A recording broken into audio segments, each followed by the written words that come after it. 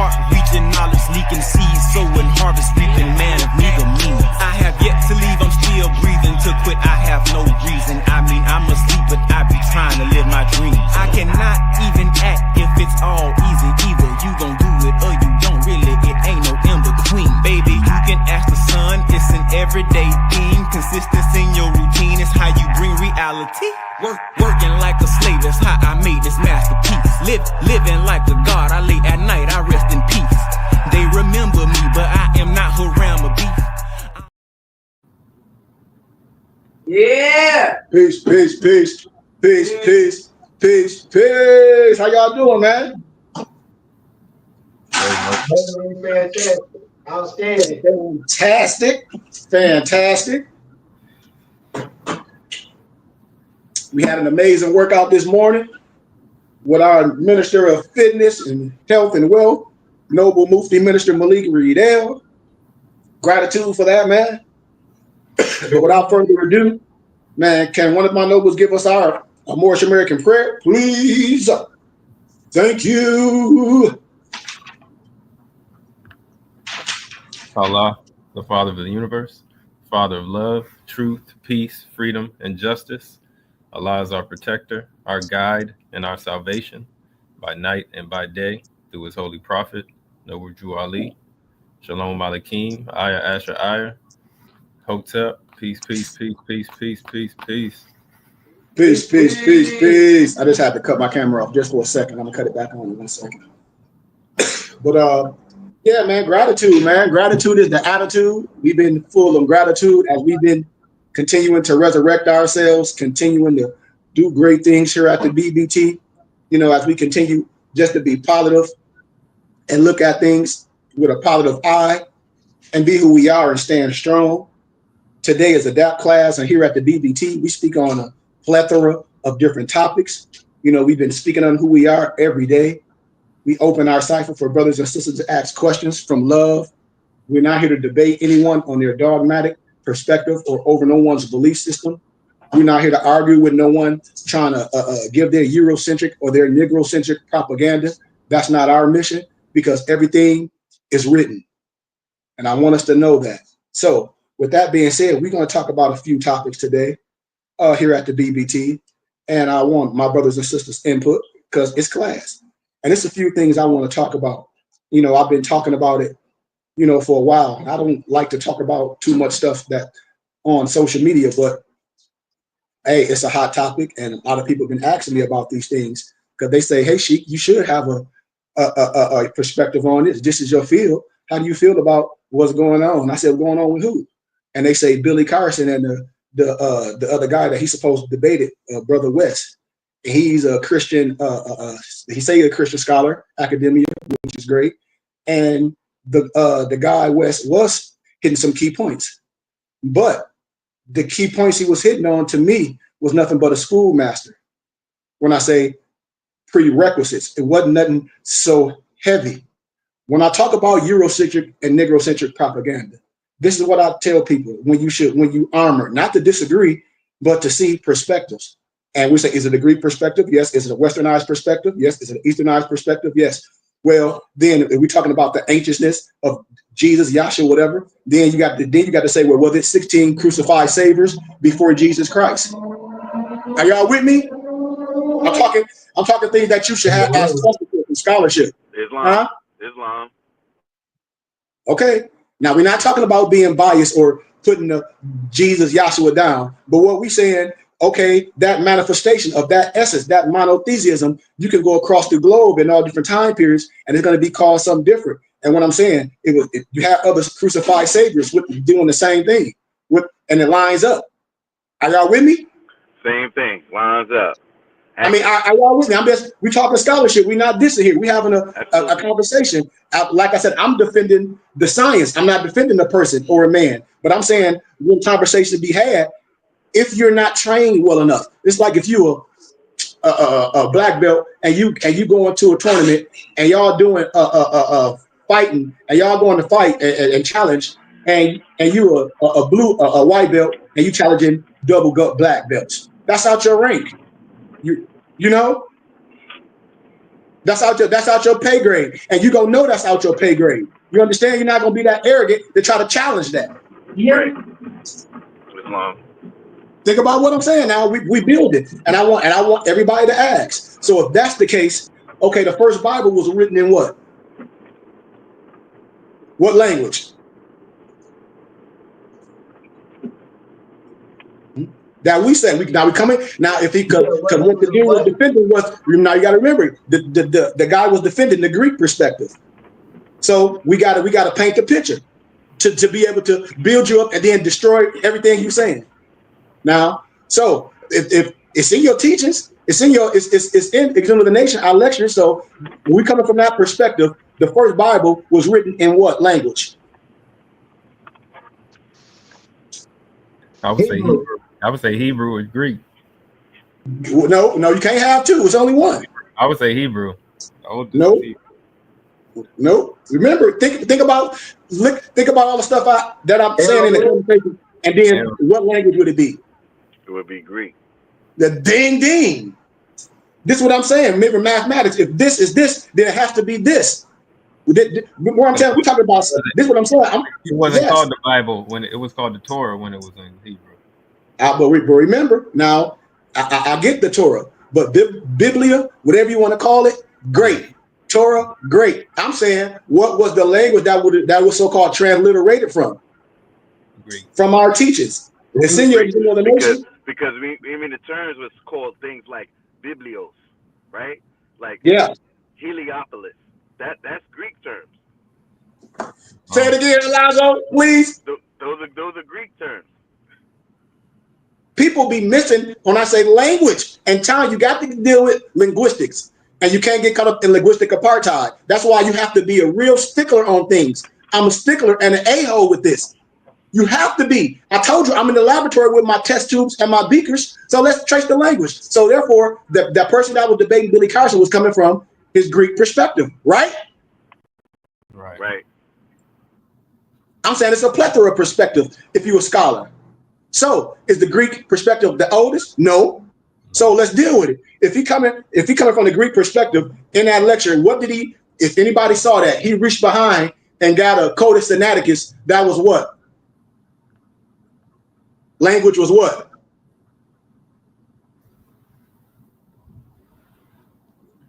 Anybody know? Was it Latin? I didn't see it, but I would say Latin. Okay, Latin, Greek, whatever. Now remember this, and then let me tell you how when you can destroy a person, Latin or Greek. Okay, so then Billy Carson tried to use the Book of Barnabas, but when you research the Book of Barnabas, I'm gonna show you it's some Latin transcripts or Greek. Okay, but what about that Codex Sinaiticus that you're using?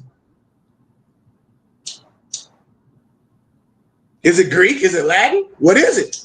Greek. Oh, I'm just hitting bullets. I'm not, remember, for scholarship, because we're going to break all this down. If I'm a teacher, I got to break it all down for you to make a sound decision. I'm saying, after I give you the information, what could you have? What should you come with? I'm saying a person that's an elementary student shouldn't be so arrogant, because you only can be arrogant like that to people you know you don't know. That's what I'm saying, what the brother did, the Carson brother did. He was so arrogant because he think most people don't know. And you're using books that's pseudo.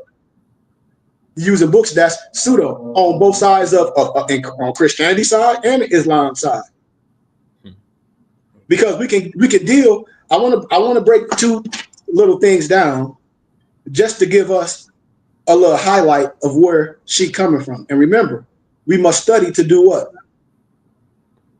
Show yourself proven.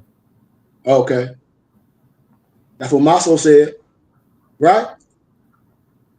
So if you don't study, that means you can be what? Easily had, right? Indeed. I mean, think about it now. We talk about scholarship. The guy, the brother West said he's a scholar. He's a Christian scholar. Okay. So what do? Let's deal with writings, because all the stuff is written. This the first thing. This ain't nobody got no writing from God. Every writing they got is from somebody or some man that they say is inspired by God. So let's deal with that fact as number uno. Now, what we here is doing is debating on if somebody's word is factual, or is this traced in this, or if this Bible that you're reading saying this, and if this not saying this, and is it scholarship? And if you're a scholar, or if you just on a belief system, when you on belief system, Hey, you just got to admit it's your belief system. Hell, Negroes believe in aliens. Negroes believe in the flat earth stuff. Negroes believe in some spaceship. Negroes believe when they die, they're going to go to heaven. Don't they? Indeed. Don't they? Islam. People think they black. Don't they? All right. Think about this. So when we dealing with scholarship, we're going to break a couple things down. And then I'm not going to go too far deep in them, but we're going to ask questions from scholarship, from education, from wisdom. Because there should be some things that you clear with in academia, or if you say you a scholar, or if you even profess to say you a scholar. So it's a document called The World's 16 Crucified Saviors, or Christianity Before Christ, containing new, startling, and extraordinary revelations in religious history, religious history. Excuse me, I had to get a drink. Where I said that. Religious history, which disclosed the oriental origin of all the doctrines, principles, precepts, and miracles of the Christian New Testament, and furnishing a key for unlocking many of its sacred mysteries resides, comprising the history of the 16 heathen crucified gods. Now, we're not dissing nothing. What we saying is Christian or Greek history is nothing but what? Come on.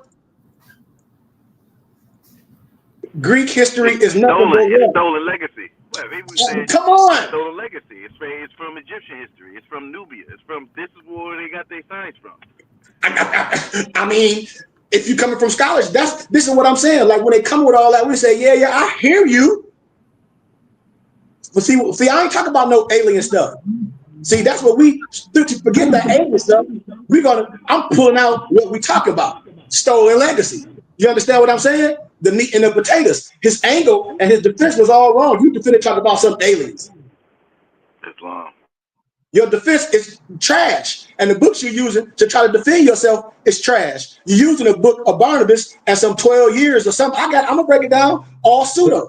That's because they're throwing you off the bread trail, or they're throwing you off. That's all they're doing, delude you. And you just said something a second ago, talk about you said that Christ or the Christianity come before Christ. I don't think nobody caught that. I caught it, but I was busy at the time, but I had to bring it back to that. So that was a question, right? Mm-hmm. So it's like almost saying, is the people named after the land or the land named after the people?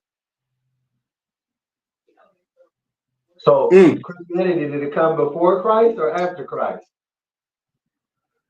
That was the question. Because you got to remember, you have first century. So, yes, we're not dissing nothing. Right. If you go, go ahead, Alonzo. I'm sorry. No, pardon me. Now, I was just saying that's a very elementary question. You know, it had to come after. It had to come after. Right. But people don't understand that. So what was it called? Just like what were we called before they start calling us all these other terms? Right. Those are the synonymous same questions that people never ask, so they never get the answer, and they go off of feeling. Now, and spookism to try to, like Malik said, to get you off the breadcrumb. We're gonna resort to some alien stuff. So you're gonna do the same pseudo stuff that the lower level, no disrespect. Hey man, it is what it is. That the lower level been doing. Legacy too, if you think about it, because if you look inside the womb, the baby look like a little alien. They got everything for you. And another thing too, that I think that term itself is very it's very subjective. Like even alien. Like I mean, like what context are we talking about? Like yep. See, this is what scholarship does when stuff be introduced to you. So if a person says it's not scholarship, then now we got to start comparing and contrast. It just your whole defense is wrong. We're talking about the perspective. My whole defense would be like, okay, so what you saying? You saying this is a Greek perspective, or what? I'm saying everything that you saying is stolen legacy. I hear something in the background, y'all. I hear vacuuming. But I'm telling you, from scholarship, your perspective is stolen legacy. See, that's what I would have been breaking. I would have said a lot of stuff is mistransliterated. especially, you know, when you're coming from a Greek perspective, something that was transliterated or transliterated, you know, when a word started to be changed. And so when we deal with certain things, y'all, we're gonna just walk through a little bit, just some little prerequisite or some introduction for you to see, you know, in these texts. I don't want to read too much of it, but I'll just give a little preface. Inversely to the remoteness of time has been man's ascent towards the temple of knowledge. Truth have made its ingress into the human mind in the ratio by which man has attained the capacity to receive and appreciate it. Hence, as we tread back the mending pathway of human history, every step in the recorded process brings us to a lower plane of intelligence and a state of mind more thoroughly encrusted with ignorance and superstition. It is therefore no source of surprise to learn when we take a survey of the world 2,000 or 3,000 years in the past that every religious writer of that era committed errors on every subject which employed his pen involving a scientific principle, especially when they try to, a lot of them, no disrespect, the European and Alvin, the Trelodite, no disrespect. My master's degree is in Christian education and leadership, so I can speak from like this. They come from a perspective that's Eurocentric. No disrespect. Automatic. No disrespect. I'm just telling you, the pen lies. The pen lies. I'm telling you, that's why when I see brother, they say, "Oh, Christianity is some white man," I said, "Brother, you definitely not educated. I've been showing you what the pen been saying, and that's why I say it don't take that much to destroy the lie from scholarship." His pen involved in a scientific principle, hence the Bible or sacred book to which he was a contributor is now found to bear the marks of human imperfections. For the temple of knowledge was but partially reared, and its chambers but dimly lighted up. The intellectual brain was in the dark, feeble, and dormant condition. Hence the moral and religious feelings were drifted about without a pilot on the turbulent waves of superstition, and finally staying on the shoals of bigotry.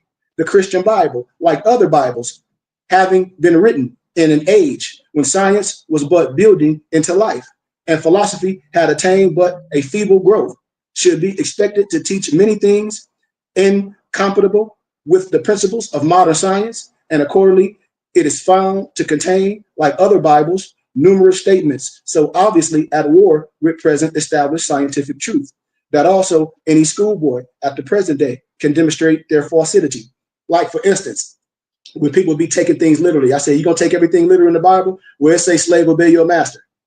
You're gonna take things in the Bible." They say, well, people say, well, the Bible tell you what food to eat and what not to eat. Yeah, but it also said everything was made clean too.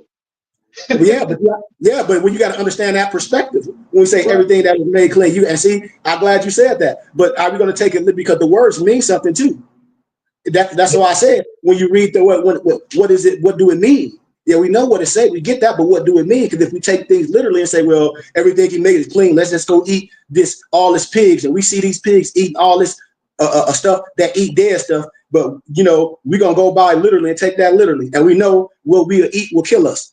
Is that wisdom? Is that wisdom? No, or is that blind leading the blind? Because you ain't proved nothing. So okay. I mean, you did prove something about what you said. But what I'm saying was they going by what the word said, but not going by what all of the words said. Meaning that you got what it means. In everything you should get what, Malik? You should get knowledge and understanding. Understand it. So what that means is, like, the pig didn't eat, so you shouldn't eat something that's not clean. Duh. Language, linguistics, etymology. Yes. Yes. We're talking about, we breaking things down. See, the average person can look at things and say, oh, it read this. And we say, yes, it do. But then if you understand the analogy, the parable, and the symbology, you can break the other thing down that'll save your life. Because we all been reading the same stuff, and a lot of us messed up. But see, it's some of us that understand the inner meaning of these scriptures that can take these scriptures and make them life, and make them food, and make them water, and make it blood as well. And then it'd be the Holy Spirit all wrapped up in one. This is what we're saying. And the unbiased leader understand it too. Yes. Your spirit should speak to you, be like, yeah, that ain't all it. You might want to do some more research. That's discernment. That's why we say let the unbiased student examine and compare the original and Christian Bibles together, and he or she will note the following facts. This is this is all I ask people when they say they scholars or they some Sheikh. I said, dude, the way you talk and the way you disrespect and the way you say this and mad at some other person clearly lets me know that you haven't the how can I say, the aptitude of your understanding is a tittle. The aptitude of a person's understanding is a tittle when you can't sit down and have a intellectual conversation on scholarship. So when I say we got to remove the belief system, you got to have something to compare to. You have a pessimistic view of things. Yes. So I want to break a couple bullets down. We're going to go to the next bullet, to the next topic. So 1, the cardinal religious conceptions of all Bibles are essentially the same, all running in a parable grooves. Parable grooves. Do y'all know what parable grooves are? That's why when I say, nope, I gotta look that up.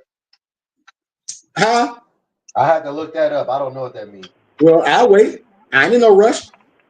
You said parable grooves? Yeah.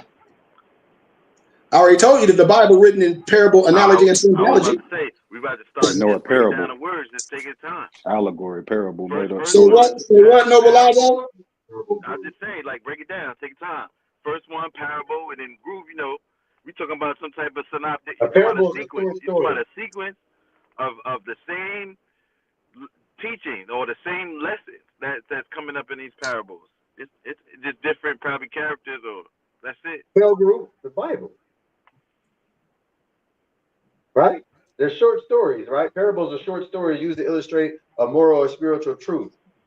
Right? So, often with symbolic elements. There's also a cosmic definition for that, but I mean that's probably like something else, but no, it ain't. But it is like a star cluster as well when you talk about yes, it is parables. Yeah. So Alonzo just talked to you. So Alonzo could have used this. Now remember, sign the symbol of the primordial man. So if you understand that, Alonzo could have used the symbology of a star cluster to explain what we're talking about. And if you would remember the teachings, you would know what that star cluster meant, what we're trying to say in a language or a sentence. Am I right about it? Yeah, star clusters are small stars. And saying the same thing. It's light, right? So the stories are short stories are saying the same thing. See? Parable grooves. Mm-hmm. A whole bunch of short stories saying the same thing. The Bible is written in that way, like you're saying. Yeah. See, right? Yeah. And we are the extraterrestrials. And when now let's deal with that, the alien crap. You are the extraterrestrial. See, that's what they don't want you to know. You are the extra. You have that extra. You are the extra especial. See that all that Ron L. Hubbard, that Dianetics, all that old Anunnaki alien stuff is crap. That's the Iberian. Any scholar educator will tell you that. So when you come with that alien stuff, with that Zachariah Stitchin pseudo crap, you gonna look like a fool. Yeah, the copy Jew, man. That's all you gotta know. Because that's where it comes from. That comes from Zachariah Stitchin, all pseudo. And then people start making excuses. Well, no, Zachariah Stitchin didn't say his findings. He said he got that. He just quoted other people's works. Lie. Mm. Lie. All of it pseudo. We gonna talk about it. No, so, y'all remember the Sheikh book? The book she gave to us was I think like the 7 Hoovolution, the one with the 7 on it. Yeah. With talks about existential, or what they call it, like when we have a faculty that's already innate in us that we can travel in dimensional form. Existential type of beings, so that's why I was like, when we talk about aliens, we got to talk about what context we talking about, because like what Sheik's saying, like we are that extraterrestrial. Islam. Yeah. That's why I say when I talk about we destroying Eurocentric and Negrocentric propaganda, because it can come on both sides. We ain't putting no color on it. Right. We talk about motive. You understand? Yep. So I already broke that down. Okay, 2, that every chapter of every Bible is but a transcript of the mental chart of the writer. See, we talk about philosophy, we talk about something that be like, yeah, that makes sense. I know it makes sense. We're not saying nothing biased. Think about this now. Like Brian say, think about it. Wrap your mind around it. Do you know what I'm saying? Do you know what I'm saying? Huh? Yes. You understand words that are coming out of my mouth? Okay. 3, that no Bible, pagan or Christian, contains anything surpassing the natural, mental, and moral capacity of the writer to originate, and hence no divine aid or inspiration was necessary for its production. Why? If I'm writing something that was already written, how can it be what inspiration and what? How could it be original? It's not original. It's the rewording of something that was already there. That's why keep your mind clear. Islam. So that the moral and religious teachings of no Bible reach a higher altitude than the intelligence and mental development of the age and country which produced it. Wow. That is just telling you history in itself. Like, I mean, think about it. Whitewash the people out of here. See? No disrespect, that the Christian Bible, in some respects, is superior to some of other Bibles, but only to the extent to which the age in which it was written was superior in intelligence and natural mental capacity to the era in which the older Bibles were penned, and that this superiority consists not in its more exalted religious concepts, but only in the fact being of more modern origin, the makeup, the originality of it, the origin is modern, not ancient. Like David McRitchie told you who the ancient and modern Britons was. Yep. Oh, Vladimir Arvahan told you who the Russian icons were. Isn't that what that you sent us that term? What is it, like anamorphism? What is it? Anamorphism. It's like when you in literature, when you read something and it's out of place, like it's like you using something in this in a modern in an ancient using a modern term for an ancient thing, but it can't be. That's how you can automatically know that there's a miscommunication here. It's just like a term for it. I think it's anamorphism. I'm gonna look for it. You shared it in the text thread though. I'll give it to you. You talk about that term. Yeah. I know you talk about, you know I'm on it. Islam. But I told you, but we on the same, when you study on the same vibration, come on. It's like math. Men lie, women lie. This math, it's right. The language gonna be the language all across the boards, unless you arbitrarily explaining something. Indeed. 4, that the moral and religious teachings of no Bible reach a higher. I broke 4 down, didn't I? Yeah, I did. 5, that the Christian Bible, in some respects, is superior to some of the other Bibles, but only to the extent to which the age in which it was written was superior in intelligence and natural mental capacity to the era in which the older Bibles were penned, and that this superiority consists not in its more exalted religious concepts, but only in the fact that being of more modern origin, the progress of mind had worn away some of the legendary rubbish of the past, being written in a later and more enlightened age. It consequently a little less encrusted with mythological tradition and oriental imagery, though not free from the elements it possesses them in the less degree. And by comparing Christ's history with those of Oriental gods, you can see, if you just based it on scholarship, if you hear and you are, how can I say, using your compass and square to say, hey man, we're just looking at time periods of history and what it is, and not not being judgmental, because we know what we under here at the BBT. We have a clear understanding of everything. We don't diss nothing. But that you can't be a scholar and a holy man and a high priest not understanding things and not understanding reason, not understanding philosophy, not understanding science, not understanding the esoteric, the exoteric, not understanding agriculture, not understanding community, and there's so many things that go with understanding, having a clean heart, being able to have reason and listen to other people and perspectives, you know? So, one, that he taught no new doctrine or moral precept. Two, that he inculcated the same religious and morality which he elaborated as other moral teachers to great extremes. In moral science, we respect all the laws and all the prophets. Name a few. Come on, somebody. Buddha, Confucius, Zoroastrianism. We already said these earlier. So when I did right? Oh. Okay. 3, the Christ differs so little in his character, preaching, and practical life from some of the Oriental gods that no person whose mind is not deplorably wrapped and biased by early training can call one divine while he considers the other human. That if Christ was a god, then all were gods. And remember, Novamaso, when I took you to the Indian store and we were getting the herbs and things, and I showed you they Messiah in the flesh. Mm-hmm. Why would we diss that? Right. Why would we diss things? Code. Why would we diss? Why would we go to another person area and say this is better than this, and say no, well this is better than this, and not saying well this is just as great as this.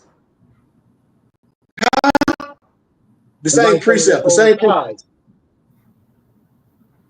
I just wanted to give that little highlight, and I want y'all to read that for yourself, you know, because ignorance of science and ignorance of history are two great bulwarks of religious error.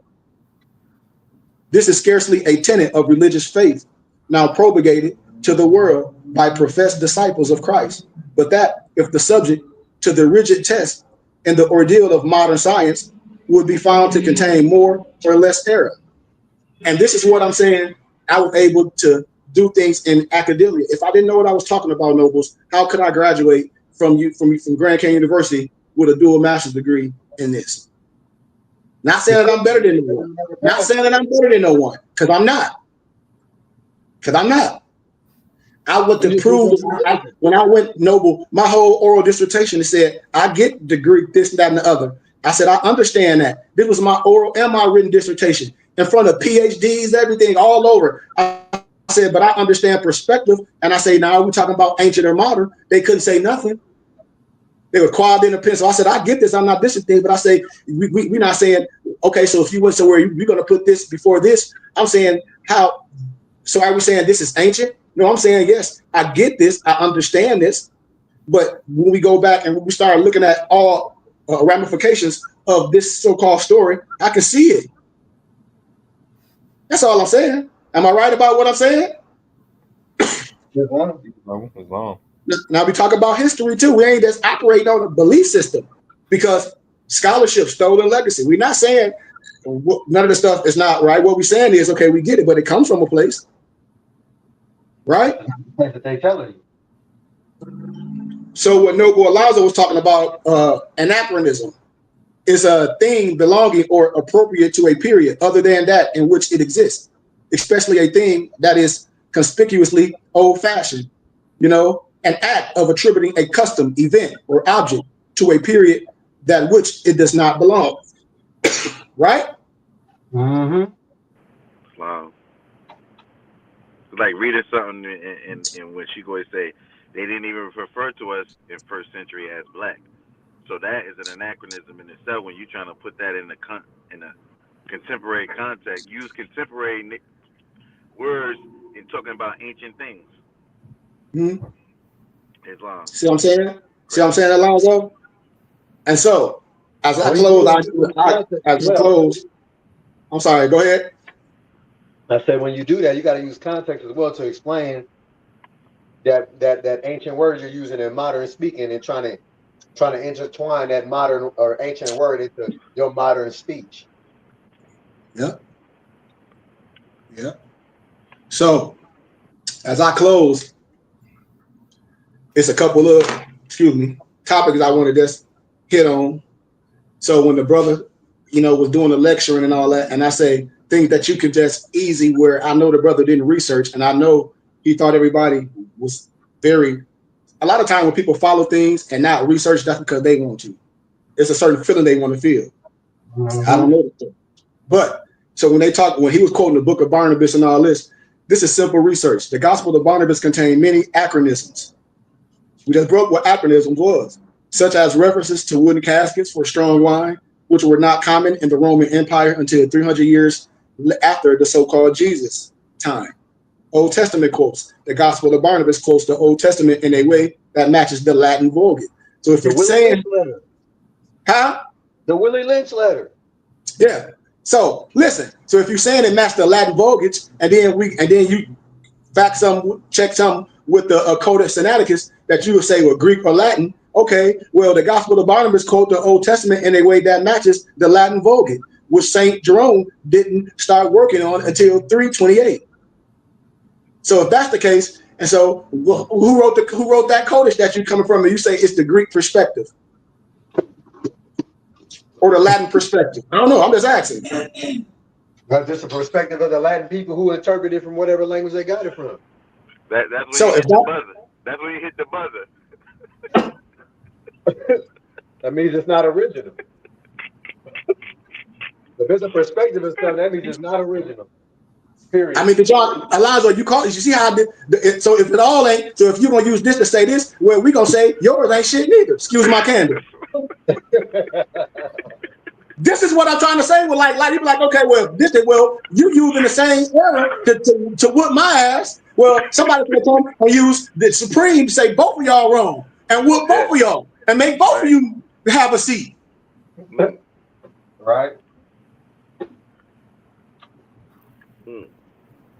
I mean, if we saying it's Latin and we saying it's Greek is a fraud and all this, and it comes from this and that and the other, what are we saying?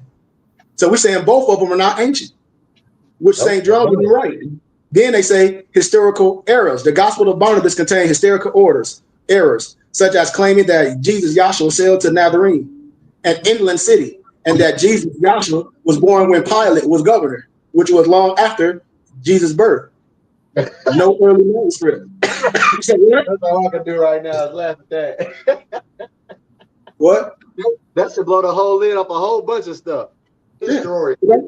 It ain't no early manuscripts of no Barnabas. No reference from it in the 1500s. Now I ain't saying the earliest possible date could have been like 1400, but if they say it's a forgery, Christians consider the Gospel of Barnabas to be a forgery and an inferior, and Islam do too. Historically, the Gospel of Barnabas was written in the 15th, 16th century. They say by Muslims to discredit the biblical message about Jesus. But the thing I don't like when they all try to use Christianity and Islam against each other. And I'm telling you that's false, because Islam and Christianity, if you talk to a real scholar like myself or other, Bible, I'm gonna say both of them frown upon that stuff that ain't real. Right. Because Islam is peace. We ain't talking about your teacher that's bringing you something that ain't real. I don't do that. So if Islam is peace, what does Christianity mean? Well, just to be okay. Well, let's deal with it. I had, well, the etymology of Christian is Cretan, but Christ-like is something different. It's like it's something having attributes following. The Cretan is what? What's a Cretan? What's a Cretan? You say what, Noble? What's a Cretan? I couldn't even hear you. Right. No, that's exactly what a Cretan is. Yeah. And then y'all, the brother used another book that they say pseudo. Research what I'm saying. It's a book called the Gospel of the Holy 12. And that's considered a work of fiction by many academic scholars. And he tried to use that. And when I was listening to it, I said, if anybody with a tittle of understanding and know, I said, that's why I'm like, man, this stuff is destroyed both of them. When I say, when you argue over things, over man-made things, and I can say, well, both of them, is folly. And then we can come with someone older than that and all that and line it up on the table. You're not going to deny that Greek history is nothing but stolen legacy. It's nothing but stolen Egyptian history. You got to admit that. The author of that book was Reverend Gideon Gasper. Well, they say there's no evidence. So when you say Greek in school, right? What is the other part of it? It's called Greek what? Mythology. Look up the word what mythology means. It's telling you the answer already in the word. It ain't no different than people asking, is United States a republic or a democracy? All you got to do is say the Pledge of Allegiance. The answer is in there. But we tend to overlook the things that be right in our face. Because Negroes don't read and study, and we don't do this, which we're supposed to be doing. Hey, now, Negroes are not synonymous. Let me explain. Negroes are not synonymous to somebody's skin color. Nope. That's synonymous to your mindset. Yep. Lack of knowledge because you refuse to learn. Yep. That ain't prejudice to nobody. And then the last piece of a pseudo book the brother tried to use was the Emerald Tablets of Thoth, the Atlantean. Now it is a excuse me. Now it is an emerald tablet, you know, Kabbalah and all that, but and it comes and it deal with some alchemy, some stuff, whatever. But this is what he was using. And quote, when I was looking at it, and I'm like, oh man, poor dude. You know, I'm looking at it, I'm like, poor Ting Ting.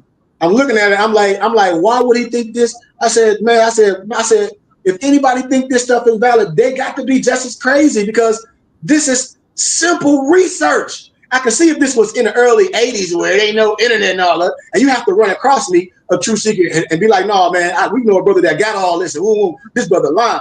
And when they see me, they be shaking like Dionysus in their boots, you know, because they know I know the cap. You know what I mean? The only way to beat a sucker is you got to know how to beat them. You don't run from nobody cheating you playing chess and you love to play chess. You're going to run on. You're going to learn all the skills. You're going to learn everything. You're going to keep that clown inside the box, and you're going to bust their head wide open. You ain't got to cheat them or nothing. Why? Because we put the work in. You don't got to cheat nobody. A cheater ain't nothing but a charlatan, a court jester. We whoop court jesters. We whoop charlatans. You want all the glory of Malik that really do it because you dressed up like Malik because you got a fez on. Go on with that. That fez, man, we a stump on that fez. Period. So we talk about scholarship and we got to get out of this alien and this spookism crap. So the Emerald Tablets of Thoth, the Atlantean, was written by Maurice Dorel. Research what I'm telling you. This is why I'll be telling people when you're a scholar and you're an educator, this stuff ain't no hard work. Man, I do this with my eyes closed. Like this. I don't have to do no research. Like research for what? All this is in my hippocampus. Why? Because I already done the work. So when I'm speaking, I can tell like that ain't. No, that's not scholarship. Well, you can talk about aliens all you want to, but that ain't scholarship. You're not going to throw this in scholarship. You're going to say if it's fiction or nonfiction. That's what you're going to do. You ain't going to come with that crap because you can believe whatever the hell you want to.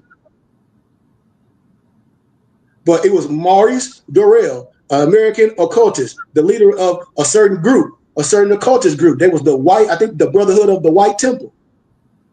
I told y'all. Dorel published the Emerald Tablets of Thoth, the Atlantean, in 1930. The fiction book is a work of pseudo-history. It's like when I showed y'all all those religious books, the pseudographia. See, when I started getting all the way deep with this Christianity stuff, I started pulling out the Nag Hammadiyyas. I started pulling out the Pentecost, the Apocrypha. I started pulling out all the pseudographia texts that go with the Bible. And I bet you everybody be quiet in a little church mouse. Itty bitty quiet, because I'm not dissing nothing. I'm going to tell you the pseudo-history. Dorel claimed to have discovered the tablets during a visit to the Great Pyramids of Gaza, but lying. He then claimed to have translated the tablets, which he attributed to the Egyptian deity Thoth. Just like Zechariah Stitcher said he interpreted some damn tablets. Lie. Now, the Emerald Tablet is a different text that was a foundational text for many of the Islamic and the European alchemists. What am I saying? Okay, Adam Blavatsky. See, I already taught y'all that. They got all that. All their science come from more science. All that stuff, they know it. I'm telling you. If they come with the lies, I'll start giving you the research of what they said and all the European Sufis and teachers. The text is attributed to Hermes Trismegistus, Trismegistus, Trismegistus, but it first appeared in Arabic sources from the late 18th or early 19th century. See? So that's all I'm saying. Now what? Now the joke is on who? Not on. We deal with history, and history is going to always prove what it is. We're not here to disrespect nothing, but we're saying you can't use this and this a perspective to defend this. Now we know the alien stuff is a fraud. We know that Anunnaki stuff is a fraud. We know you can't use no emerald tablets. We know that ain't nothing, and we know the gospel of the Holy 12 is like a pseudo work because we got to deal with the times. Just like when I say no Willie Lynch letter, because black wasn't used to describe ethnicity in the first century. So when we start breaking things down that people be saying factual, and you look at the language, you look at the era, you look how things were spelled, you're like, this cannot be at this time. And then you start seeing things, and it wasn't no Willie Lynch in no time period. Didn't no slave owner write about no Willie Lynch. Didn't no first century slave that was free wrote about no Willie Lynch. Frederick Douglass ain't wrote about no damn Willie Lynch. Ain't no Willie Lynch letter in the Library of Congress. I'm telling you from scholarship, that's all fallacy. And until we stop just believing things and deal with science and understanding and say, well, we have our own educator. We have our own teacher. We have our own brother. That's not dissing nothing, but saying, hey, be proud in who you are. Be proud in teachings. We have to give credit and homage. I'm not saying it's not great man in all different perspectives of life. I'm not saying sciences wasn't converted and transliterated and gave to other people. But when you look at the historicalness, as you start tracing history and things, you'll be like, well, wait a minute. I don't diss the biblical scriptures because I can show you that the misnomer black man is the father of civilization proved by the Bible alone. And then people say color don't matter. And I say, well, if color didn't matter, why didn't nobody tell the truth from day friggity one? If color didn't matter, just like Towers Riley said, the Marcus Garvey cry, you tell me that color don't matter, but still you refuse to take the picture off the wall. You know? Then he asked him, well, why you ain't take the pictures out the book? Because the text don't match. And I've improved this from scholarship, from academia. But this is what everybody say now, well, the color don't matter. Yes, it do. I'm saying it do. It do matter. I just read a letter to y'all the other day how the United States of America apologized for the enslavement of Negroes and the Jim Crow laws, and that was early in 2009. And you here to tell me color don't matter? Hell, National Geographic had to apologize for making all misnumbered black people look like they got bones in their nose and they some African booty scratches. I'm telling you facts. And you gonna sit up here and let somebody say color don't matter, and then these pro-black Negroes to talk, well, the Bible is some white man book. Pertaining to what scholarship? Pertaining to what understanding, my brother? Do elaborate. Zero. Do elaborate how the biblical text is some white man or the Bible is a white man, and that's what you stand on and try to defend that crap. And scholarship, academia shows you a different story. First century shows you the monuments. Even when you go to the Tetrarchs, I showed y'all those Tetrarchs and the Moors, all in Egypt. Those money, they had to break the noses. Come on. I ain't lied to nobody yet. Everything that I say, you can research. I ain't came with no package selling nobody no scam, buy no fake pill. I'm telling you, the power is us coming together. That's a nation. It ain't got to do with a dollar. Because if man make money, we don't be able to do that because we industrial. But the understanding and the mission should be clear. Who are we in history? Because if the United States of America apologized for the enslavement of black people as early as 2009 with a letter, and then now they're saying everything else is on you. Huh?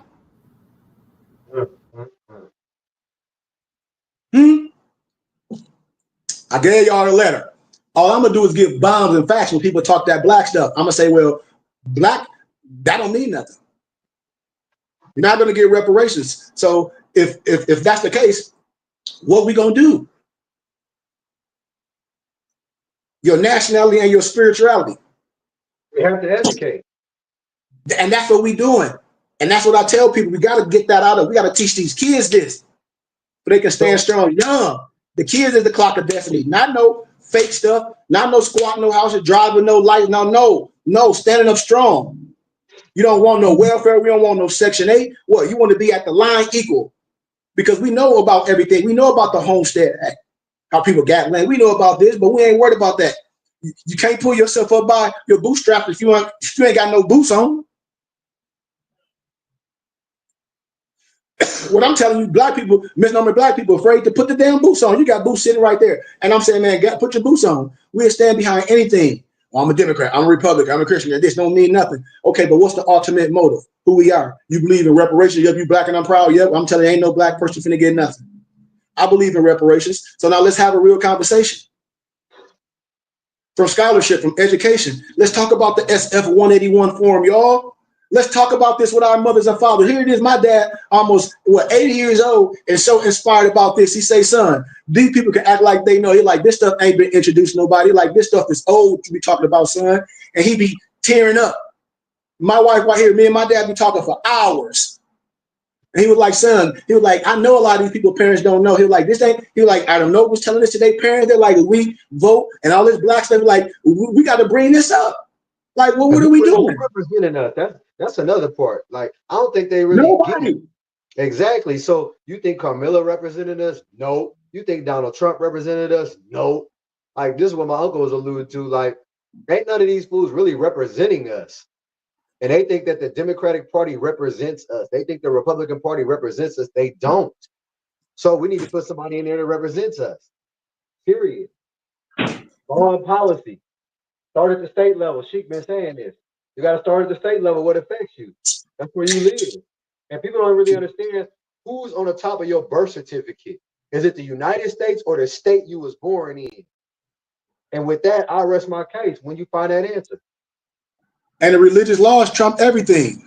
We don't care who the president is. We don't give a damn about none of that. To a perspective, you can. But when you know who you are, you want the freedom of everybody. This is what I'm saying. We're not here to want nothing more and nothing less. We want exactly what it is. This is who we are. This is who we're not. Don't want no welfare. Don't want no Section 8. Period. And this is the conversation that we need to be having when we willingly today. People willingly would choose to be a slave. People willingly a circle when they get a form and they face for a job and they have ethnicity. They willingly choose black. And don't even read the SF 181 form. I challenge you to read it all. Read it all. Most people never have, nobles.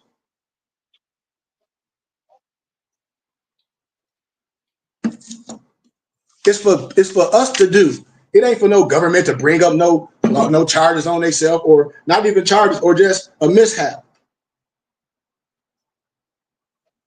Because the Declaration of Human Rights, what is it, Article 15, it clearly states, y'all, you got a right of a nationality and a right to change it, and a claim a child replaces the birth certificate, and no one will be arbitrarily denied of a nationality and a right to change it. Oh, that's right. That's the law. That's the Declaration of Human Rights, Article 15. It never changed. Like, what are we talking about? We keep talking about what's about from $5 Indians and having a whole bunch of discussions over some stuff that's meaningless. Man, okay, well, use the laws. Hell, in Wilmington, remember I showed y'all there was 1835, the Wilmington White Man Constitution. All them Europeans got it together and said, we ain't finna be ruled by no Negroes. They said, we ain't finna have no politicians, no Negroes marching in this neighborhood, talk about some reparations and all this. Please. Am I lying? Nope. Okay, then. So I'm talking about gathering, coming together, proving that we're not no damn militia. We don't care about having no guns and all that. I don't care about no gunfight. Well, we're talking about what the law says. Okay, if this is what it is, this is who you are. We put it in your face, they ask you who you are. They say circle all as you, pertaining to you. So, and then the FS 180 form is, if you read it all, because all this stuff is military, if you really know that, and then you can fill it out and say at least why a certain description of ethnicity shouldn't be on there, and why. Why? Because if the United States of America then apologized to the misnomer black people, Noble Malik, in 2009 about being black and slavery is an atrocity. If that's the case, why the hell would you put that on their ethnicity? And why would a stupid Negro pick that willingly? Would you answer the question? So damn it, the United States of America wrote a letter in 2009 apologizing. Because they don't know.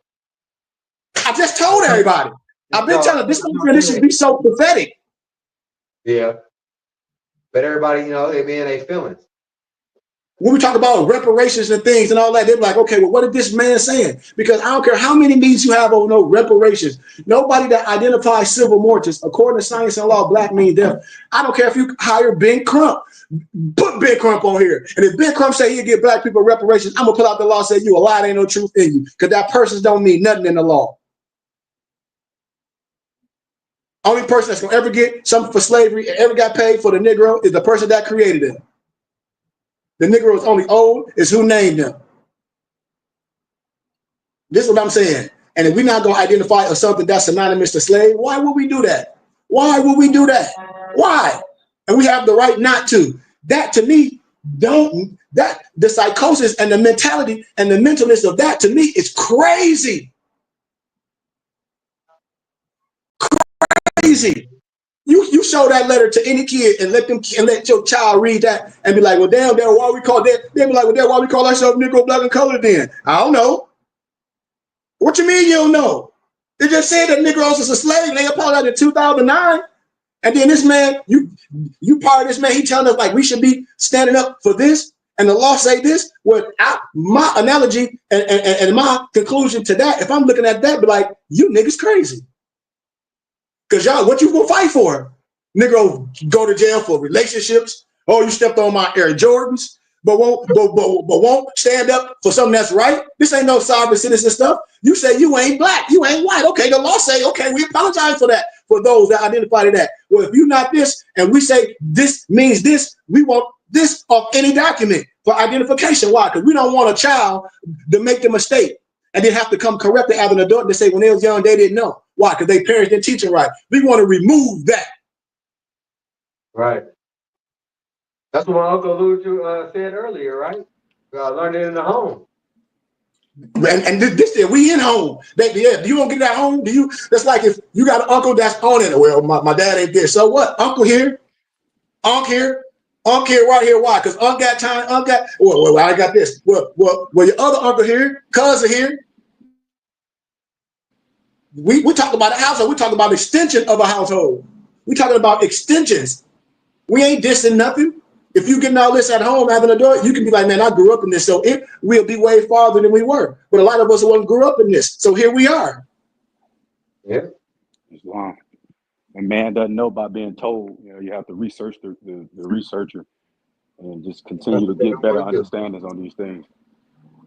That's the part they don't want to do. I'm going to be honest with you. Most of them You don't can be told to. anything. Especially if you've been thinking one way your entire life and somebody's telling you something different. You know, you're not going to know just because they told you, because they don't care about what you just said to them. They have to go and research it themselves and get more examples of just from the research and the history of who we are. And they have to continue, they have to want to do it and continue doing it to get a better understanding continuously. You got to be willing. And that's where it comes with me, y'all, with that reparation thing. Now, everybody talk about, and I say, okay, I'm with it.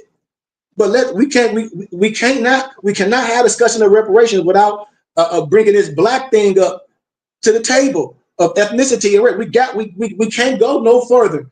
We can't say we brothers and with people and sisters and they identify as Negro, black, and colored. Why? Because now we got a problem. Because that's synonymous to slave. We can't move forward like that. Well, I know more and more in the white thing. What? Okay, what do you use names? That's we're gonna say Berber. I mean, we can't even agree to nothing. And that's the psychosis of us. And you can look at all in the record books in history in America, we Moors. You got Moor science is factual this. We ain't talking about the stuff that y'all see on the internet, because that's the problem with people. They take a small tittle, Malik, or something, and try to make that the whole thing. But we've been standing here in truth, be like, that ain't Moor science. We've been telling you what more science is. If we're going to proclaim, declare, and have due process individually, and then come together and say, this is who we are, we stand on this. We're not bearing arms. We're not, how can I say it, being a nuisance. What we're saying is, hey, man, we're a group of brothers and sisters that know who we are. We know our religious laws. We identify as this. Why? This is our right. And we can take this further as a group of people. How? Lawfully. How? Because the paperwork tell you if you got any questions or anything you want to ask, then say, here you go, bam. It's on the SF 180. Look at the SF 180 and read it. That's why I'll be laughing. And when I be talking to, when I was in school, when I was lecturing and stuff, and my professors would be like, well, that's on, bring it to the table because everything you're saying is not a factual. So, Uncle said earlier, like, you got these people that make all this money and then they do what with it, right? They lack the education to know what to do with their finances, right? So it's no different really than somebody coming into this science, right? If we give them all of this science and they don't know how to sip from the cup and they guzzle from the cup, they're gonna end up drowning themselves, right?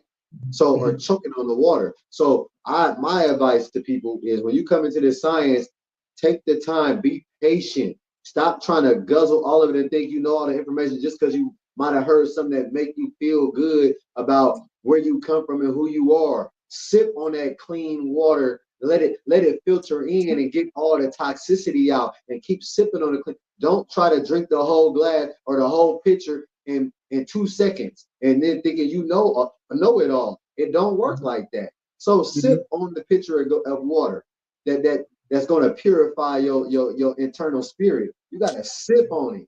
Yeah, we say a lot on here because it's a lot to be said, but you got to come and be patient to learn, right? And sit there in classroom like you did in kindergarten. You got to start all over from kindergarten and I'm almost unlearn some of the things you've been taught. Some of the stuff you get to keep because it's going to benefit you because of what you was taught and what you are learning. So be patient with yourself. This is not a one glass, I'm drinking it all, now I know it all. It's not a one pill swallow and now you got all the knowledge. That ain't how it works. This is time, patience, and understanding, right? To get to acquire knowledge. Islam over. Islam. That's all we here to bring people at a safe place because a lot of people be like that I talk to and like I said, a lot of my conversations be with people on college campus and it's not melanated people, because a lot of our kids don't go to school. They some work and there's nothing wrong with it. But I have a pleasure. But I have a pleasure to have, to go on the universities and go to libraries and talk to people about these specific topics. And everyone I talk to that's not even melanated, they be like, well, I hate to say it like, they're like, well, your people the one wasting the time. They're like, you can't blame it on a so-called white man no more. They're like, why? Because like, look at all your brothers and sisters that's lawyers. And they were talking about Ben Crump and all this. They're like, and all these educators, they were bringing their names up. They were talking about Cornell West. And they were like, these are people, Harvard educated knowledge, talk about law, talk about history. And they don't know what you're talking about. They're like, Sheikh, they're like, that's the way I'm in. So I said we on the same page because your analogy was what was on my brain. So I watched the movie on the airplane coming here, right? It's called Horizon, right? So if you watch that movie in perspective, the only reason people was able to colonize this land because the people of the land turned their back on their own people. That there lies the problem. Yeah. Real talk, Malik. He was like, wait a minute. He like nobody promulgating that. He was like, do you see any? No, and I was like, damn, you right. He was like, show me anybody that's in the stuff today, like social media, that a European that on there talk about we ain't this, that, and promulgating some black stuff. He's like, you don't see you say you only see black people on there talk about we black and we from Africa, this pro-black stuff and some reparations and some Black Lives Matter. He said you don't see black people doing that. And so it's like we give them that, but they're not even coming from nothing factual. They're like, yeah, you can have a ruckus. And they let people do that. It's just like a stage. They'll let people, it's only really money being transferred from hand to hand. When you unknowing and people say, yeah, we want reparations, and you go with that black thing and you don't know law and personated law, only thing you're gonna do is change money. Only people gonna get paid is the lawyers or the prosecutor attorneys. You might make some little money in that area for the high profile cases or whatever going in, but besides that, you're gonna still be a nigga. Excuse my candor. By your mindset. You won't change your mindset. And this is what I'm saying. And so as I close, Noble Malik, what are we saying is not really, we're not even going complex. We making this very simple because we've been making this stuff simple each week. We talked about a little specific topic today, but every Saturday I'm going to talk about the same thing in a different way. Why? Until it sticks. Like, this is so important to me. If nationality is the order of the day, then what? Because things ain't just phrases to me. I'll give my life for what I believe in. Islam. Remember what I be telling with you? Because I ain't afraid what if nationality is the order of the day. When I ask all these morons, when they out here playing around with this dope stuff, begging for stuff, squatting in houses, talk about canceling corporate debt, man, screw that. I'm talking about if nationality order of the day and we not Negro, Black, and colored African Americans, and we can prove this through law and through constitutional law, then what?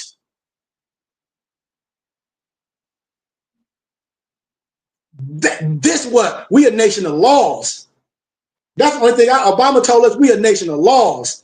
Okay, well, if that's the case, then let's deal with it. Because you can't go to court. We black people, we know the law. That's stupid. According to science and law, black means death, silver mortis. We have to go with precedent and law. We have to go with the Free Information Act.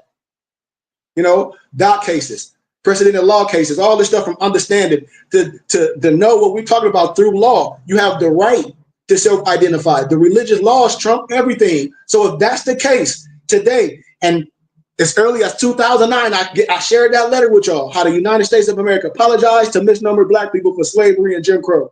If they apologize to that, then you telling me, all right, do you want to be identified as a Negro, Black, or color, or African American, or do you want to be able to defend the right fight in the court of law, not the wrong law, and say that you were mishandled based off false identifying?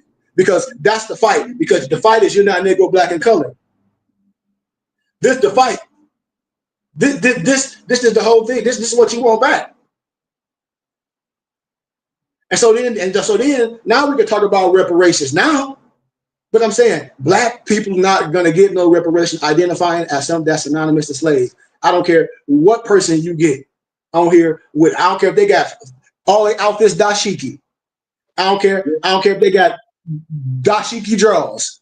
Well, you know, it's like apartheid with that, right? Because of the way they say reparations is tied to blackness and it is not. And I think that's where the misunderstanding comes. You get what I'm saying? Well, Malik. So now I'm glad you said that. See, this is how we talk about perspectives. When, no disrespect, when we talk about how people play games, is it Masonic games? Sometimes it is. Because some people only gonna be able to go a certain level, then it's gonna be like Hansel and Gretel. The breadcrumbs gonna fall out. You ain't gonna be able to get back where? You're gonna be stuck in quicksand. So when they say that your freedom is connected to the blackness, you have to ask, what are you talking? Metaphysically, melanin in that aspect, yes and no. Because everybody have a form of melanin, but you have a certain more form of melanin. So I can see that aspect, but that ain't the hell what we talking about, Malik. And see, that's how you have to destroy that barbershop talk. They're like, well, your freedom is connected to blackness. Based off what? On this earth plane, but not based on no law.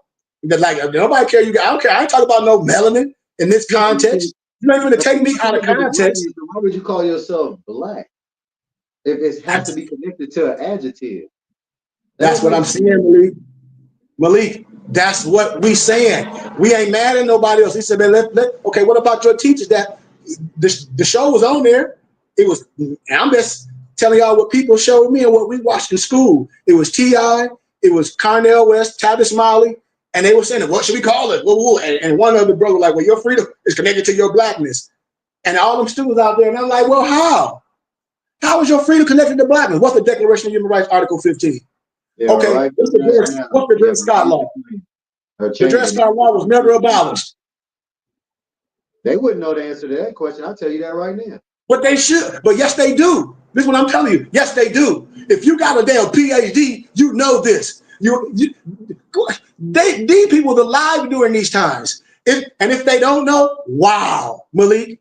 If they don't know, wow. That's why I say you can be sincere, or you can be sincerely wrong. But I'm talking about in scholarship and academia and things. It's a certain thing called peer-reviewed scholarly research. So if I'm a PhD, a master's degree, whatever, in history and civics and civil rights and Jim Crow era, I should know this.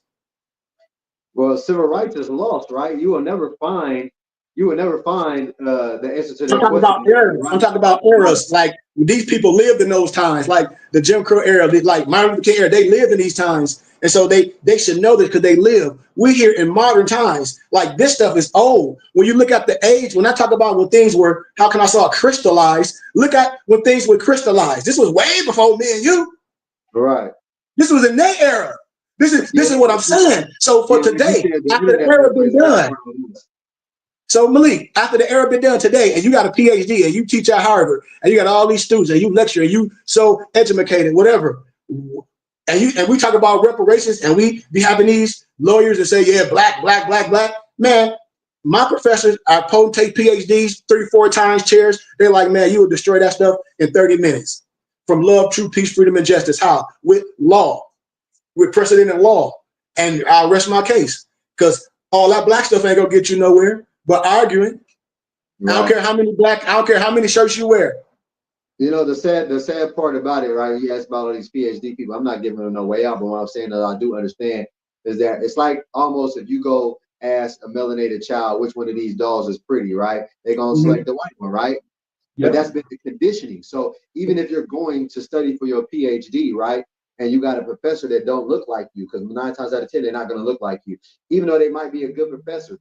And they give you, say, hey, you got to go do a research paper on X, Y, and Z. And it could lead you down that path. They're not going to choose the melanated person to do the research on that they don't know about. They're going to choose the one that has already been promulgated in their life.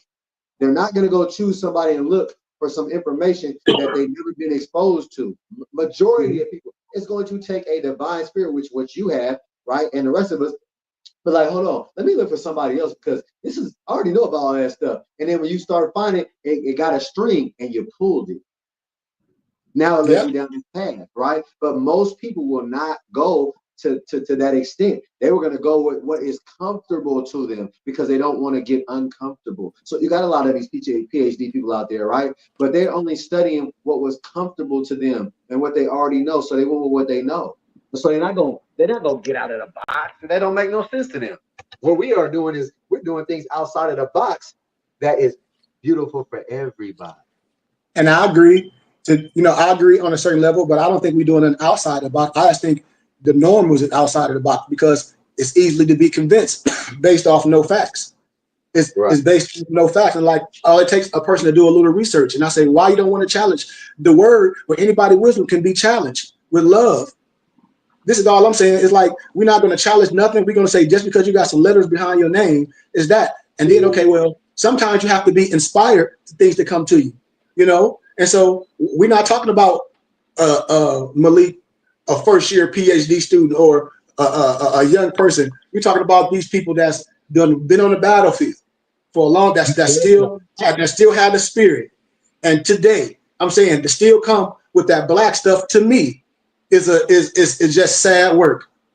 You said something about being challenged, right? So if you look at society, right, people who look like you got to understand the mindset that they have, because what is being promulgated on TV is if you push the envelope, right, this is what will happen to you. So mentally, people who are not strong-willed, right, or have the willpower will not continue to push the envelope, right? They're going to go to that comfort zone. Oh, well, if I, what's the word you just used? You used I think I just said it. Basically push the envelope. They're not going to do it because what they see is what's happening out there. I might get killed by X, Y, and Z if I push the envelope. That's what's being in their head because that's what they watch a lot, right?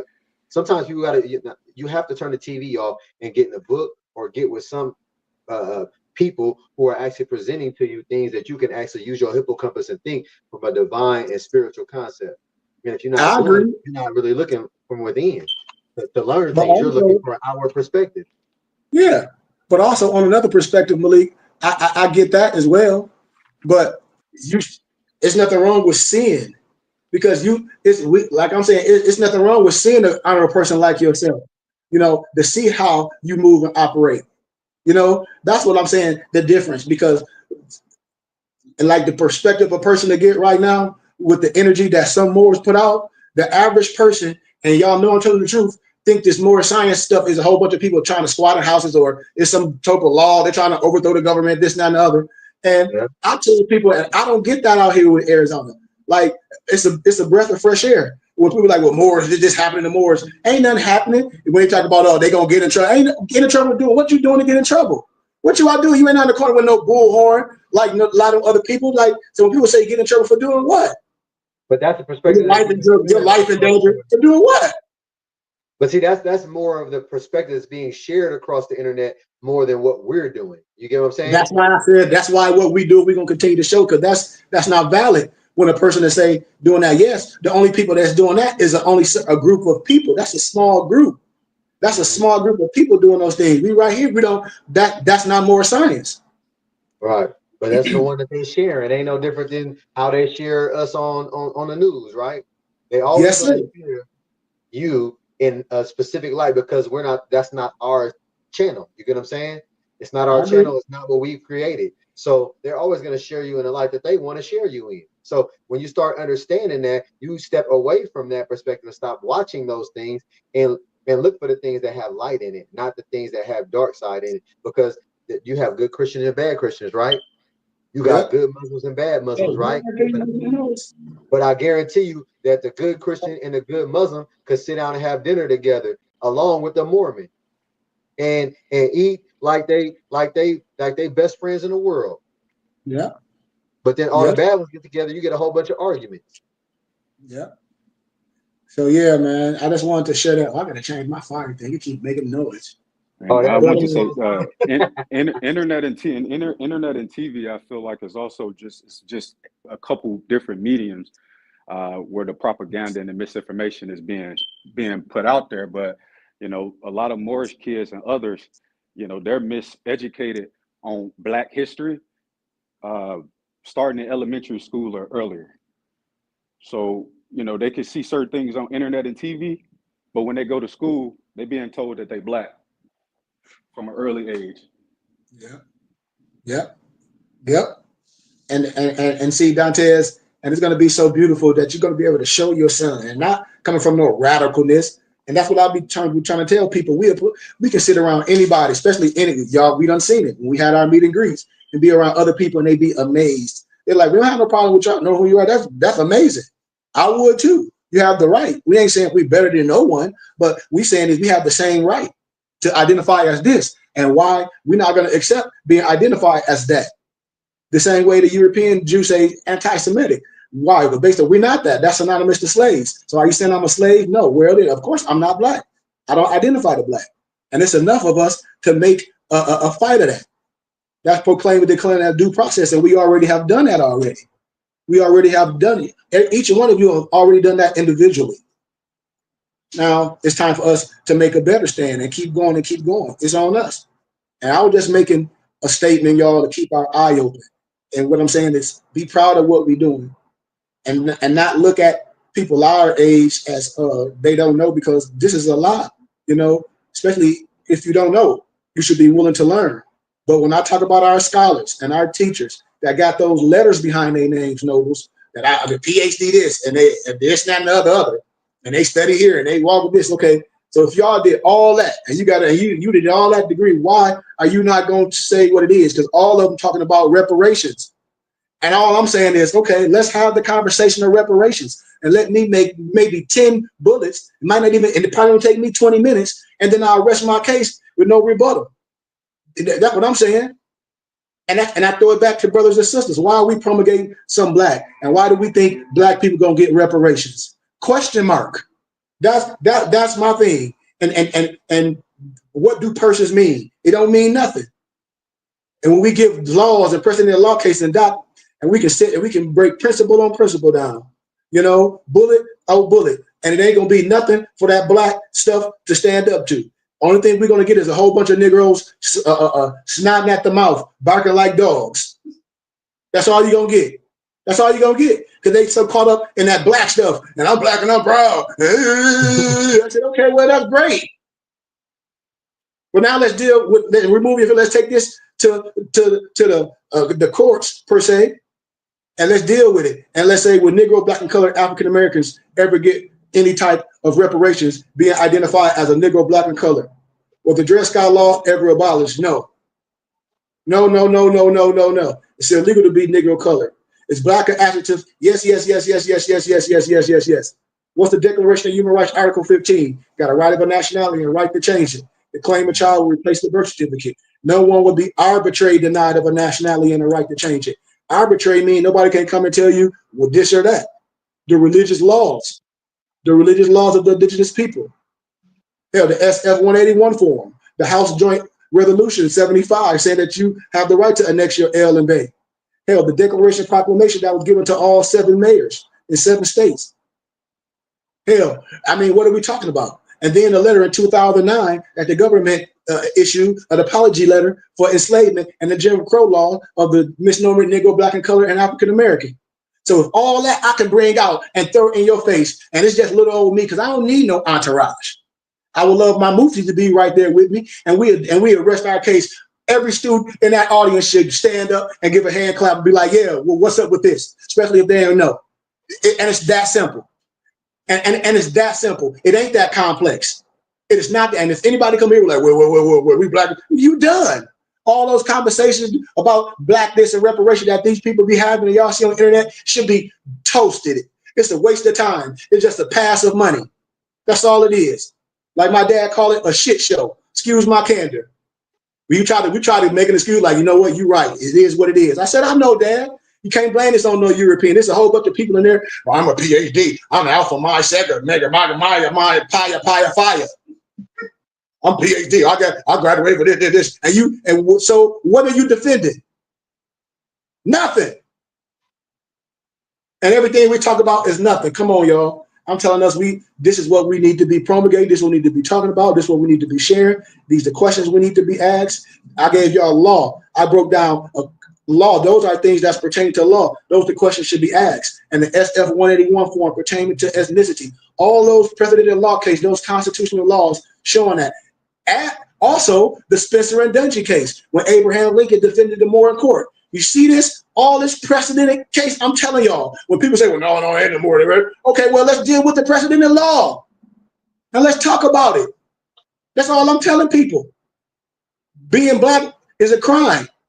Negro, color, African American is synonymous to slavery. Always was. The Dred Scott law has never been abolished.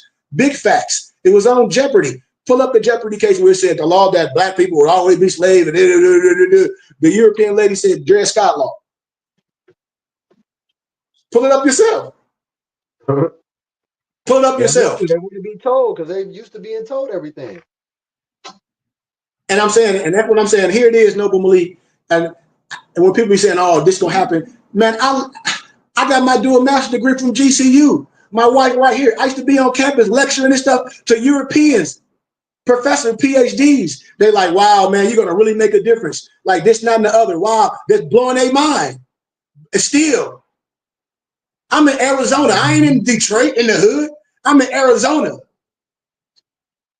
Where the West was won. Come on. And this, what I be telling people. I teach this around everybody. They're like, well, it's just scholarship. They be wanting their kids to know it. Some of the students be calling me Angelo Solomon, the first Moorish Mason. And I said, most men or black people don't even know who the hell that is. No disrespect. You get me 10 missionary black people, I guarantee they don't know who the hell Angelo Solomon is. Nope, I did until I came here. I ain't gonna front. See? You see what I'm saying? Yeah, and I'll be just being honest. I said, I know the average Negro don't know a lot of stuff. Only reason why they know because of the internet. They ain't studied nothing. This is studies. I don't need nothing. I'm a database. Holla. And there's no disrespect. It's just what it is. Come on, y'all. I'm not saying nothing new under the sun. All I'm saying is I'm throwing it back to us. Like, okay, this is what we should be talking about, y'all. If we had these conversations for reparations, I bet you everybody on here down on reparations, right or wrong. Yes, sir? Right. Well, can I get a yes, sir? Yes, sir. Okay, so if everybody on here, no matter what you identify right now, today, at this very moment, because we having a reparations conversation. If you down with reparations and you identify as Negro, Black, and Color, African American, Malik, give me 10 bullets to prove that Negro, Black, and Colors have the right to ask for some reparations. Give me 10 bullets. There isn't any. And I bet you can't give me none. There isn't any. I mean, thank you. See, Malik, and when they come, I'm like, how you trying to make something that? Thank you, Malik. That's what I was. That's what I was That for. Dred Scott law is crazy. That Yes. it's against the law. Like you tell somebody, hey, you a criminal. Dred Scott law was never reversed. It's a crime to say you black. Hey, Yikes. I just want to put out there too, like you say that, right? And everybody keeps saying that Trump is a criminal, but he ain't never been arraigned. So I don't know what people talk about. He's been charged. He's just been charged. He ain't never been arraigned. Like the law, like it's a, and that's another thing, Malik. I'm glad Malik said that. Man, like, I'm glad Malik said that. People be putting their feelings in law. You got to know law, and when you deal with law, you can't have your feelings. It's just what it is. And when you know that, then you know how to operate, and then you can stand above because you obey the law. You obey. Another way you obey to be a lawgiver, you got to understand the dynamics, how it works, and work in the parameters of it. Because it's always, remember, gray areas and these limits. You can do this, and a person say, oh, that's illegal based on how you feel. But when I break the law, you're like, damn, that ain't even illegal. I know. Yeah, he ain't never been arraigned. Like, okay, then that's the case. Then what was his what was the time he's supposed to serve? Go look it up. It's public information, so they can go look it up. Like, so he ain't never been arraigned. So he's never been arraigned, and that's the last part is when you're arraigned. That means the judge has deemed these charges against you because you have actually been convicted of these crimes. So the arraignment is boom, boom, boom. And he has not been read those arraignments. And when people be wanting due process of they just charges to get it swiftly, why things don't happen. All I'll be saying is us as a people, we should be worrying about what we got going on and who we are. Because if we say we down with reparations, that ain't got nothing to do with Donald Trump. Nope. That ain't got nothing to do with no Kamala Harris. That ain't got nothing to do with no Republican or Democrat or nothing. That got to do with us. That got to do with us. That got to do with us using the law to defend ourselves and bringing that up. That got to do with us. And no matter how with verbiage, hey, a mistake, we don't want to be identified with something in history that y'all said was an atrocity, was a slave, or nothing. We can prove it in history. We can prove letters, all this. We don't want to be identified that. And we want all this off identification of people with copper colored skin. Because what is the American? If anything going to be American from what the 1828 Webster's Dictionary says, what is the American? The copper colored race is found here by American. The copper race is found here by Americans. I mean, yeah, the copper colored race is found here by the Europeans. So if we American, I'm telling you, I'm a Moorish American. I just told you out my mouth.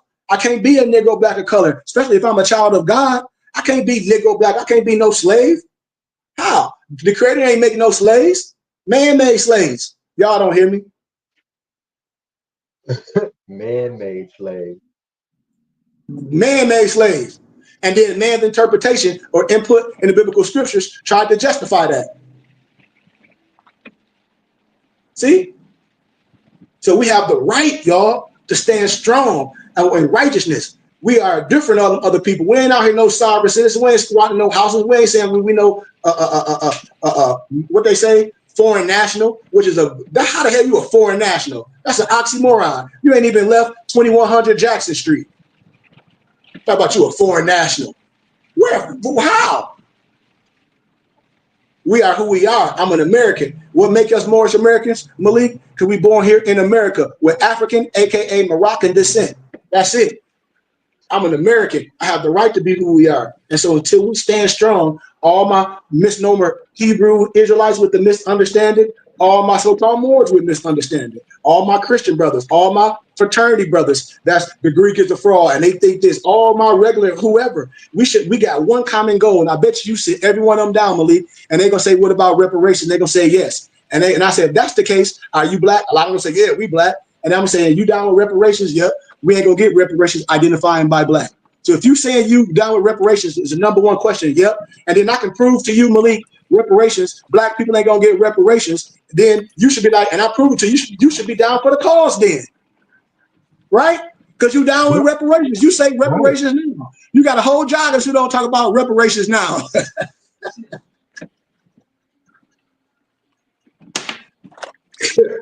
You see? And that's what I'll be saying, Malik, as I close. Misnomer black people, they just be complaining. They just be complaining when they say, "Well, the $5 Indians did this." How did the $5 Indians do it? I just explained it. Yep.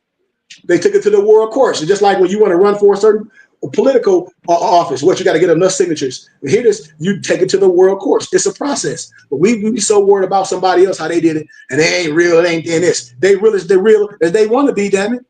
Just like the European Jews, they real as they want to be. At least they stood for something. Just like hell, the second president of Egypt, Nasser, he said the reason why Israel is cursed is because God's people left black and came back white. Hell, at least those people came up and said, "Hey, we're gonna fight for a goddamn identity. Y'all gonna give us a home, damn it." And then we're gonna say our history is 3,000 years. How? Because they got to understand what that means too. They're using what is that, colorable law to kind of smooth over everything, right? And that ancient, what we talked about earlier, you got to understand what they meant by left out black but came back white. You got to understand what that means. Like there's a whole bunch of information in between that. And so if you're not able to have somebody teach you or educate you on what that means, you will still be lost in today's modern understanding. Okay. In the time you can research the history of Nasser, when they didn't have no home, those group of Europeans, and the government they wanted to provide them a place, and they chose a certain area. I'm telling you, it was always the atrocity of you. When you research the dumb diverses, when you research the papal bull, it's there. Research this stuff that I'm talking about, you ancient and modern. It's gonna always be Negroes ain't nothing. So why would you want to identify to something that's denotate whatever it want to be to a slave? And when people talk about Revelations 2:9 and 3:9, it's a couple of different perspectives in that. But like again, Malik, I go back to the literal aspect. When people say, "Well, I take the Bible literally," okay, well, let's read it. The Bible say, "Slave, obey your master." Then Revelation 2:9, 3:9 say the Jews that's in Jerusalem are not the real Jews. They this, not, and the other, and blah blah blah. So who are you talking about? Who? Because you can go in history, and I just broke it down to you. I just broke it down how Nasser broke it down to you. So that ain't a certain people. Nasser broke it down. It ain't ancient. It's modern. It's a replacement. And I don't even have to get all deep in it. And I don't care about how nobody feel it. People migrated. They were the people came from a place and took over a certain area. Research what the second president of Egypt said, the reason why Israel is cursed. Research it. No disrespect to no one. Right. And then we can get the Jewish encyclopedia and all this. All I'm telling my brothers and sisters is, if everybody have a right to self-identify or to take someone's identity and say it's them per se and stand strong about it. Even modern today, Malik, that video I sent you about the dude that had his own sexual way, and the dude was like, okay, well, and Piers Morgan was like, well, okay, well, I identify as a black man. And the dude got pissed. Piers Morgan was like, well, I identify as a black man. Right, Malik? Absolutely. And the dude got mad. He's like, well, why? You say that you this type of sex. He's like, well, I'm a black man. I'm a black man. Well, you a racist to say that. How? I see Piers Morgan say, hell, he identified as a black man. And so that's and just like that, just like the other brother have his sexual preference and the psychosis of that. And if you think, because I'm showing you the power in what Piers Morgan's saying, because based off how that person identified, hell, Piers Morgan can identify as a black person. But watch this. If Piers Morgan using the same law that the dude using, and Piers Morgan say you want to identify as black, why you ain't using the same law to say you not black? Message.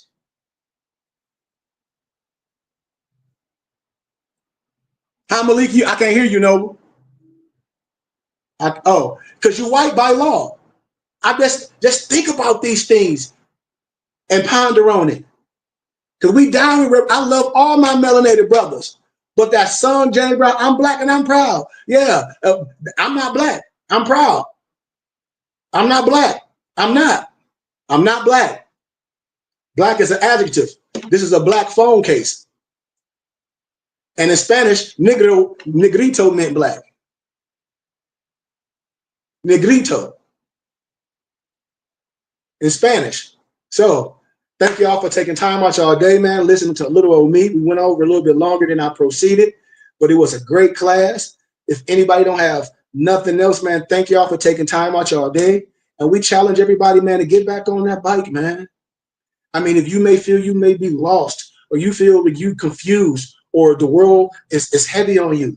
Well, if the world's heavy on you, that means you got some shoulders, baby. That means you got some shoulders like Dwight Howard. That means you built for this. Don't turn back now. This ain't the time to turn back. Yes, the storm is coming, but after the storm is sunshine. You right there. You right there where you need to be. And what is of understanding of who you are, of understanding of what you're not, of understanding that your body is the temple. You have something that you can grasp hold to and resuscitate your whole understanding, your whole essence, your whole being. And that's what you have the right to do as an American, as a Moorish American, with all your rights given to you. And with that, I say gratitude, amen, Islam, salam alaikum, shalom alaikum, peace, peace, peace, peace, peace. Any questions? If not, thank y'all for your time, man. Peace, peace, peace. Gratitude, Sheikh. Peace is long. We get our Moorish American prayer, our benediction, and then get us out of here. Allah, Father of the universe, Father of love, truth, peace, freedom, and justice. Allah is our protector, our guide, and our salvation. By night, by day, through his holy prophet, Drew Ali, Amen, Ashe, Shalom Aleichem. Our wisdom, peace, peace, peace, peace, peace, peace.